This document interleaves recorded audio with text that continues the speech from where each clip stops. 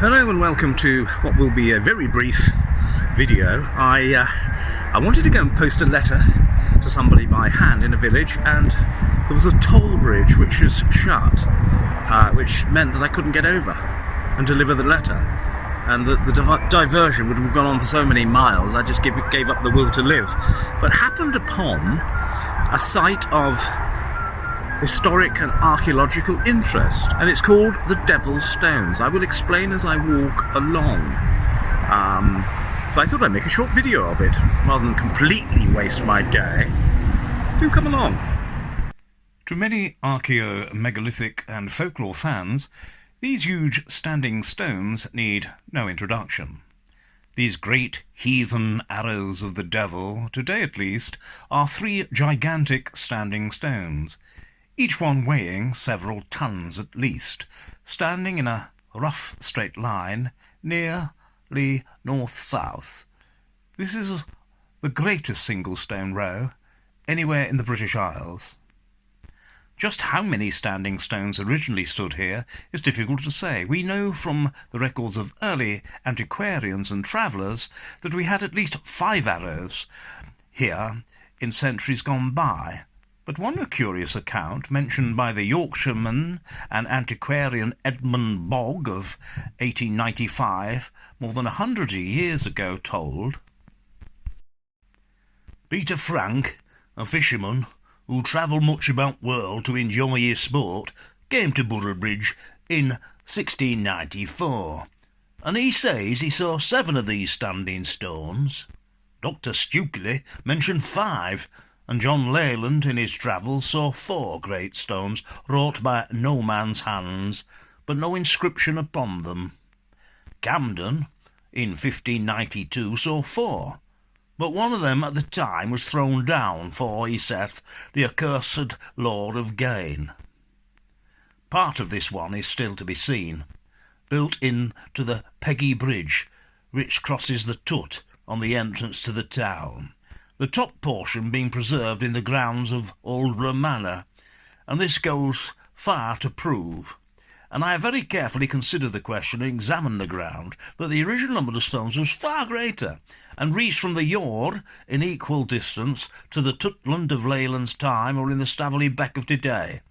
If this argument is correct, 2,000 years ago there would have been a line of at least 12 standing monoliths guarding the western approach to Isio Brigantium. So I'm just going to go and have a look. Seems rather odd that I'm going to view a pagan site, having spoken about paganism with regard to Charles on my last video.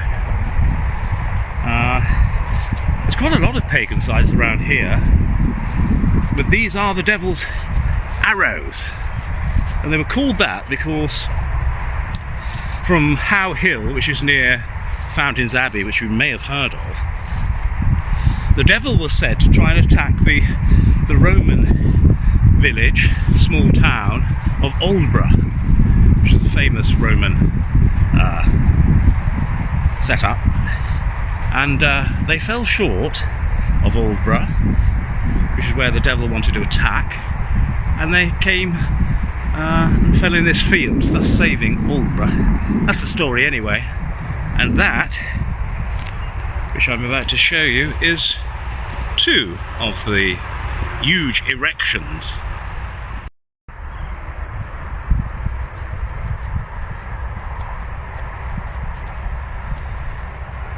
Do you know, when you get up close, they are rather large.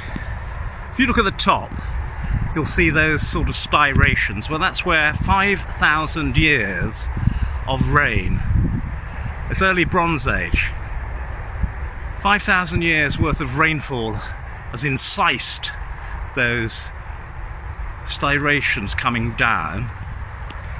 I'm actually interested in stone at the moment because some of you have been aware and watched my videos that I'm renovating my house, and it's brand new, it costs a lot of money, and I know some chips on the stone. I was getting very exercised about it because, having paid all that money, I wanted everything to be just so and perfect.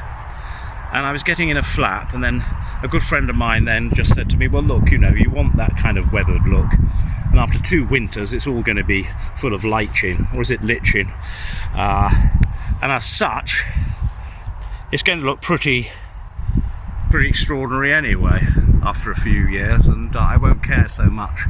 So I've been rather interested in stones. Let's go and have a look at the other one. There lived a very pious old man, a druid we should imagine, who was reckoned an excellent cultivator of the soil. However, during each season, at the time his crops had come to maturity, they were woefully pillaged by his surrounding neighbours. So that at this, he being provokingly grieved, the devil appeared, telling the old man, if he would only recant and throw away his holiness, he should never more be disturbed in his mind, or have whatever he grew stolen or demolished. The old man, like Eve in the garden, yielded to temptation, and at once obeyed the impulse of Satan for the benefit of worldly gain. So, when the old man's crops were again being pillaged, the devil threw from the infernal regions some ponderous arrows, which so frightened the plunderers by shaking the earth that never more was he harassed in that way. Hence the name of the devil's arrows.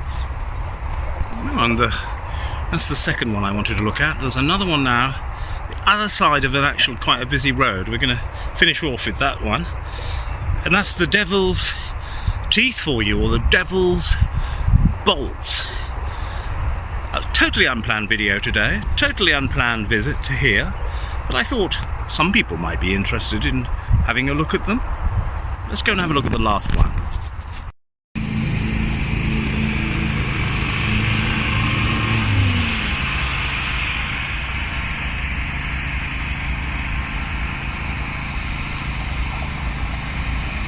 And that is the final monolith.